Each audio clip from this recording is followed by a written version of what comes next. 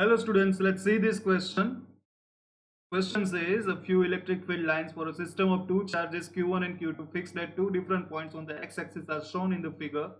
This line suggests that ठीक है तो एक फिगर हमें यहाँ पे गिवन है और हमें चार ऑप्शन है कि कौन ऑप्शन यहाँ पे मैच कर। तो बच्चों ये जो कॉन्सेप्ट है वो इलेक्ट्रिक फील्ड लाइंस का है। आपने इलेक्ट्रिक फील्ड लाइन का कॉन्सेप्ट होगा तो एक इमेजिनरी लाइंस होती है जो हम इलेक्ट्रिक फील्ड की स्ट्रेंथ को रिप्रेजेंट करने के लिए ड्रॉ करते हैं। तो यहाँ पे बच्चों देखते हैं जनरली हमें क्या पता है कि अगर हमारे पास दो टाइप के चार्जेस होते हैं, पॉजिटिव और दूसरा होता है नेगेटिव।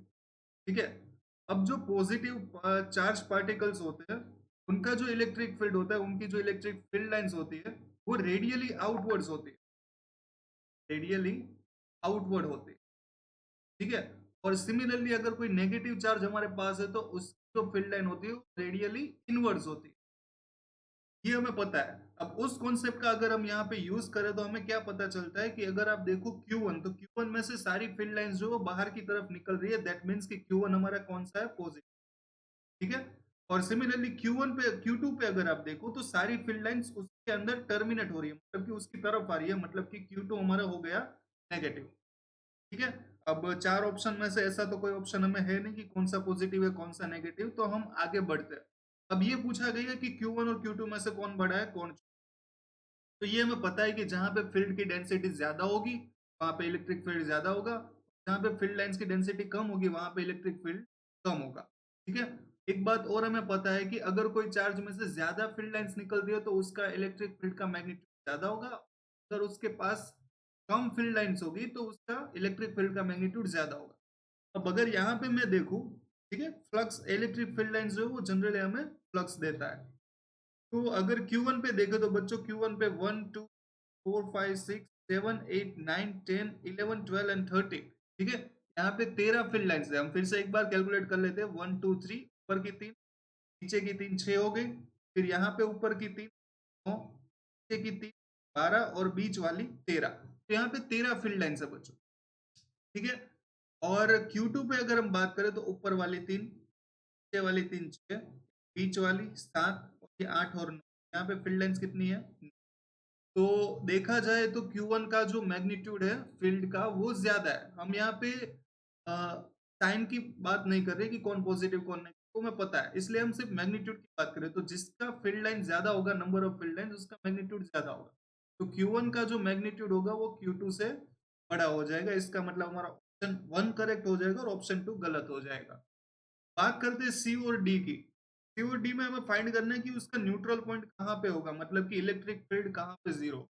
अब ये भी कॉन्सेप्ट हमें पता है कि अगर आपको दो चार्ज पता है कि कौन बड़ा है कौन छोटा है, ठीक है, मैग्नीट्यूड वाइज बात करें तो Q1 बड़ा है Q1 छोटा है। तो जो न्यूट्रल पॉइंट होता है, मतलब कि जहां पे इलेक्ट्रिक फील्ड जीरो होता है, वो कहाँ होता है, तो वो बड़े चार्ज से दूर होता है।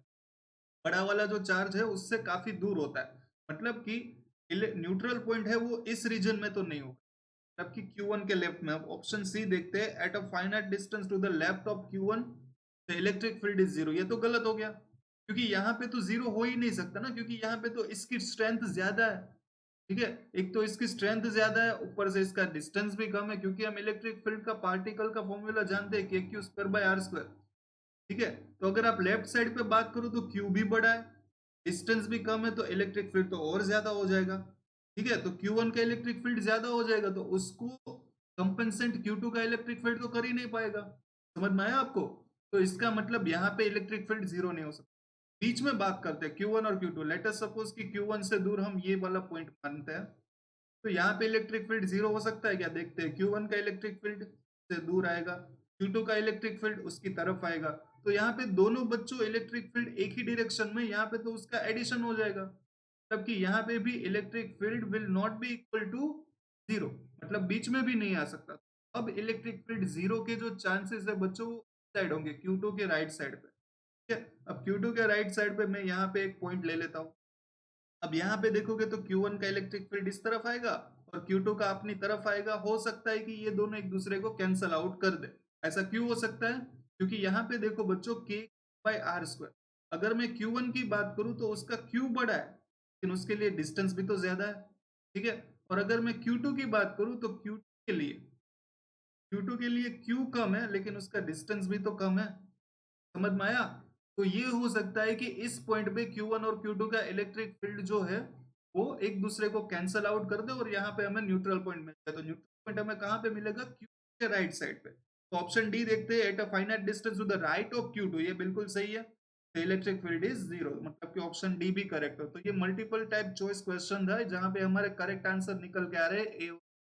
ठीक है, ये दोनों ऑप्शन करेक्ट है। तो आई होप कि बच्चों आपको ये क्वेश्चन समझ में आया होगा। Thank you so much.